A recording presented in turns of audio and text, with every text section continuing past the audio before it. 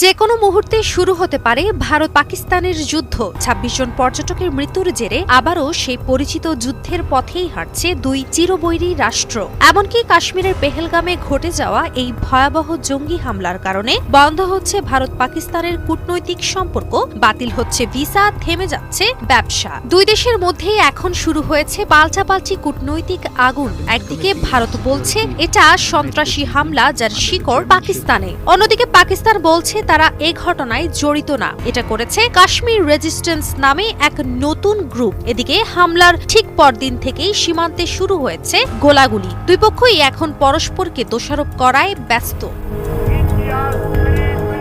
এ বিষয়ে ভারতের প্রধানমন্ত্রী নরেন্দ্র মোদী বলেন, এই হামলায় যারা ষড়যন্ত্র করেছে তাদের এমন শাস্তি পেতে হবে যা তারা কল্পনাও করেনি। এমনকি এই হামলার কঠোর জবাব দিতে ভারত নেমে পড়েছে পুরো শক্তি নিয়ে। ভারতীয় নৌবাহিনী আরব সাগরে চালিয়েছে অ্যান্টি মিসাইল টেস্ট। সেনাবাহিনী সফলভাবে পরীক্ষা করেছে man portable anti tank missile, আর আকাশে যুদ্ধের মহড়া চালিয়েছে রাফায়েল ও SU-30 যুদ্ধ বিমান। অর্থাৎ ভারতে বেশ জোরালোভাবেই শুরু হয়েছে যুদ্ধের প্রস্তুতি। এদিকে পাকিস্তানও থেমে নেই। ২৪ থেকে ২৬ এপ্রিল করাচি উপকূলে ক্ষেপণাস্ত্র পরীক্ষার ঘোষণা, সীমান্তে হাই অ্যালার্ট আর পাল্টা ৮টি নিষেধাজ্ঞা জারি করেছে ইসলামাবাদ। জাতীয় নিরাপত্তা কমিটির বৈঠকে ঘোষণা এসেছে ভারতের সঙ্গে সমস্ত দ্বিপক্ষীয় চুক্তি স্থগিতের সিদ্ধান্ত নিচ্ছে পাকিস্তান।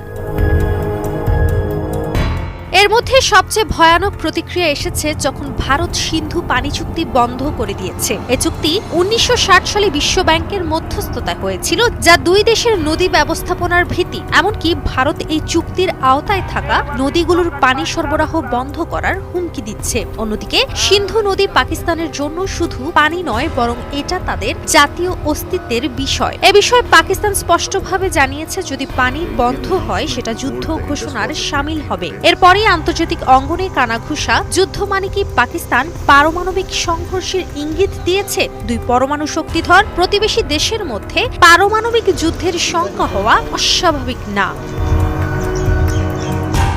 ভারত ১৯৭৪ সালে প্রথম পারমাণবিক বোমার পরীক্ষা করে, আর ১৯৯৮ সালে পাকিস্তানও পারমাণবিক শক্তিধর দেশ হিসেবে আবির্ভূত হয়। বর্তমানে দুই দেশের কাছেই রয়েছে পারমাণবিক ওয়ারহেড, দূরপাল্লার মিসাইল, জঙ্গি বিমান আর অত্যাধুনিক সামরিক প্রযুক্তি। বিশ্লেষকরা বলছেন, ভারতের পানি চুক্তি স্থগিত করার সিদ্ধান্ত পাকিস্তানের জন্য লাইফলাইন কেটে দেওয়ার শামিল। এমন পরিস্থিতিতে যদি ভারত স্থায়ীভাবে পানি বন্ধ করে দেয়, তাহলে পাকিস্তান যে কোনো মাত্রার প্রতিক্রিয়ায় যেতে পারে। এই শঙ্কা উড়িয়ে দেওয়া যাচ্ছে না। আর এই কথাটির মধ্য দিয়ে তারা মূলত পারমাণবিক অস্ত্র ব্যবহারের দিকেই ইঙ্গিত দিয়েছেন।